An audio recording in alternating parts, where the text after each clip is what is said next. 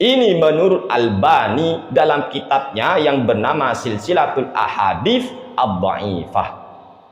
Jadi hadisnya hadis Assalamualaikum warahmatullahi wabarakatuh. Alhamdulillahi rabbil alamin. Al-qail fi kitabihil karim, innallaha la yaghfiru ay yushraka bihi wa yaghfiru ma duna dzalika liman yasha.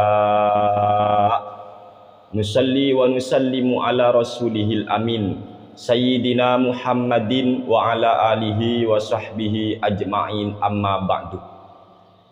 Kali ini kami ingin menanggapi salah satu ceramah yang telah disampaikan oleh Sutat kaum sebelah. Saya kurang tahu namanya, katanya sih namanya itu siapa, Dasman siapa saya nggak tahu teman-teman. Lah, orang itu berkata begini, di dalam hadis Nabi Muhammad SAW bersabda, sesungguhnya Allah itu tidak akan menerima taubatnya pelaku bid'ah. Dalam artian, kata si Dasman itu, pelaku bid'ah itu tidak akan bertaubat. Mendengar ceramah seperti ini teman-teman, kami itu berpikir, apa mereka itu tidak punya kajian lain ya selain masalah bid'ah? Ini bid'ah, itu bid'ah, apalah pokoknya serba bid'ah. Yaitu pertanda otak bermasalah, sehingga semua amalia orang lain terlihat salah sebab otaknya yang lagi bermasalah. Oleh sebab itulah di dalam memahami Islam itu kita perlu banyak bahan referensi, banyak bahan bacaan. Tidak cukup hanya mengandalkan gelar doktor ke LC ke apalah.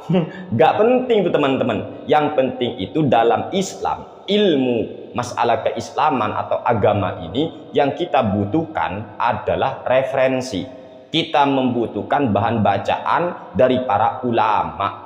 Sehingga kita ini tidak ngawur ketika menyampaikan sebuah fatwa atau ketika berceramah kepada orang-orang awam. Kasihan umat baginda Nabi besar Muhammad SAW. Jadi kalau kita ini belum paham, ya nggak usah banyak ngomong lah, mendingan diem ya. Tugas orang jahil itu diem, dengarkan lah, gitu aja. Jangan ceramah, nanti semua serba bid'ah padahal otaknya yang lagi bermasalah. Mari kita bahas apakah benar pernyataan yang disampaikan oleh Kang Dasman itu bahwa Allah tidak akan menerima taubatnya pelaku bid'ah. Ini pertama, maksud dia itu apa? Bid'ah itu apa? Bagaimana bid'ah? Ini pertama. Atau jangan-jangan dia sekedar menuduh amali orang lain bid'ah padahal bukan bid'ah. Ini pertama. Yang kedua, andaikan itu benar, yang dituduh itu benar-benar bid'ah, sekarang mari kita bahas tentang status hadis yang ia bacakan. Itu riwayat Imam At-Tabarani di dalam Al-Mu'jamul Awsatnya. Qala Rasulullah sallallahu alaihi wasallam, innallaha hajabat taubata an sahibi kulli bid'atin. Rasulullah sallallahu alaihi wasallam bersabda, sesungguhnya Allah menghalangi taubat dari pelaku bid'ah. Allah menghalangi taubatnya pelaku bid'ah. Ini riwayat Imam At-Tabarani dalam kitab beliau yang bernama Al-Mu'jamul Awsat. Sekarang mari kita bahas status hadis ini. Dan hadis ini yang ia bacakan teman-teman ya. Kasihan. Kok bisa ya orang jahil itu berani berbicara hadis? Mari kita bahas. Silakan cek dalam kitab Mizanul I'tidal fi Naqdir Rijal. Ini karya daripada Imam Az-Zahabi yang konon katanya beliau ini Imam Az-Zahabi merupakan salah satu murid daripada Syekhul Islam Ibnu Taimiyah yang sangat disanjung oleh kaum Wahabi. Cek itu dalam kitab beliau Imam Az-Zahabi yang bernama Mizanul I'tidal fi Naqdir Rijal, tepat di juz keempat halaman 287 terbitan Darul Ma'rifah. An Abi Dhamrah, an Humaid, an Anas, anin Nabi sallallahu alaihi wasallam, innallaha yahjubut taubata an kulli sahibi bid'atin. Ini hadisnya. Apa komentar daripada Imam Az-Zahabi? Hadza mungkarun. Hadis ini hadis mungkar. Jadi kalau orang pakar hadis tahu bahwa hadis yang ia bacakan ternyata hadis mungkar. Hadis mungkar kok dijadikan hujah? Katanya kalau dalil hadis itu harus sahih. Piye kok hadis mungkar dijadikan hujah? Na'udzubillahi min dzalik. Ini satu.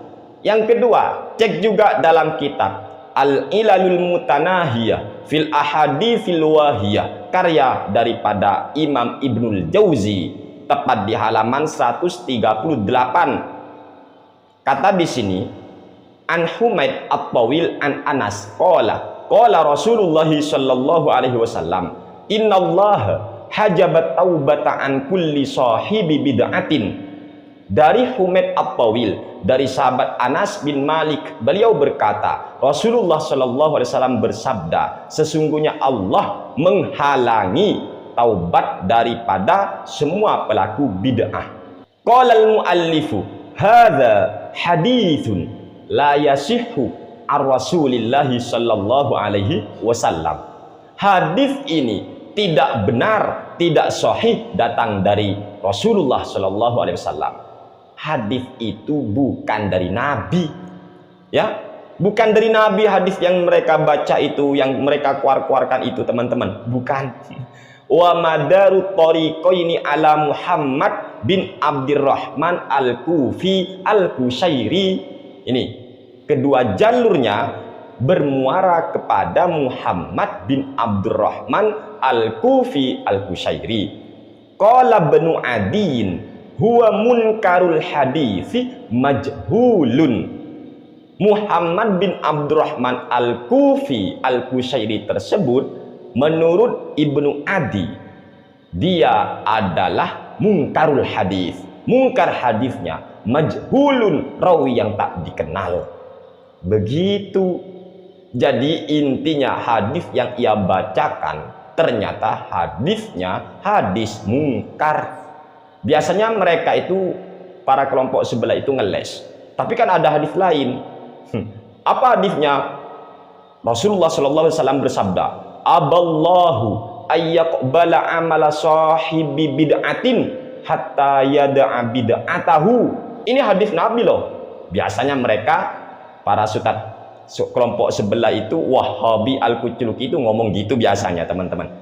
Maka ketahuilah, komentar daripada Albani yang sangat disanjung oleh kaum Wahabi dalam kitabnya yang bernama Silsilatul Ahadits Ad-Dhaifah, di juz ketiganya halaman 684, terbitan Darul Ma'arif Ar-Riyadh.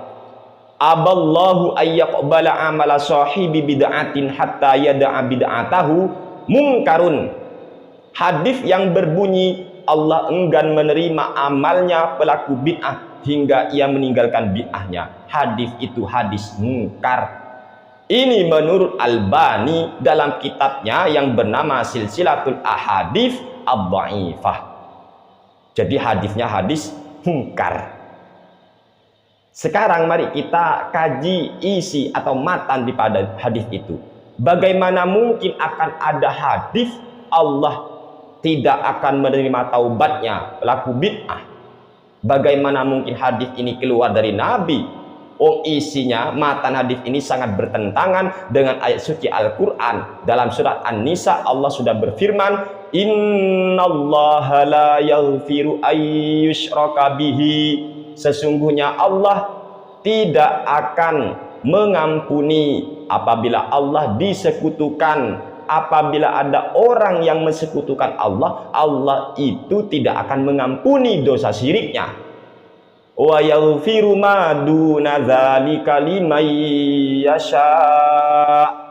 Dan Allah akan mengampuni dosa selain syirik bagi orang yang ia kehendaki.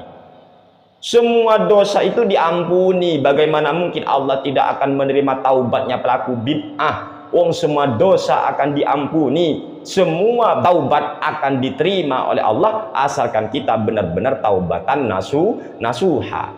Itu pun ayat sesungguhnya Allah tidak akan mengampuni apabila Allah disekutukan, itu pun maksudnya ketika pelaku syirik mati dalam keadaan syirik.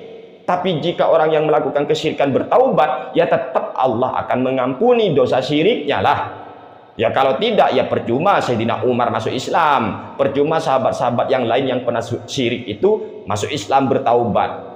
Sehingga ayat ini pun sebenarnya menunjukkan dosa syirik itu tetap diampuni apabila pelaku kesyirikan memang bertaubat sebelum ia wafat atau sebelum ia mati. Sehingga makna ayat itu, Allah tidak akan mengampuni apabila Allah disyirikkan dan pelaku syirik itu mati dalam keadaan syirik. Begitu. Tapi kalau dia sebelum mati bertaubat, insya Allah Allah akan menerima taubatnya.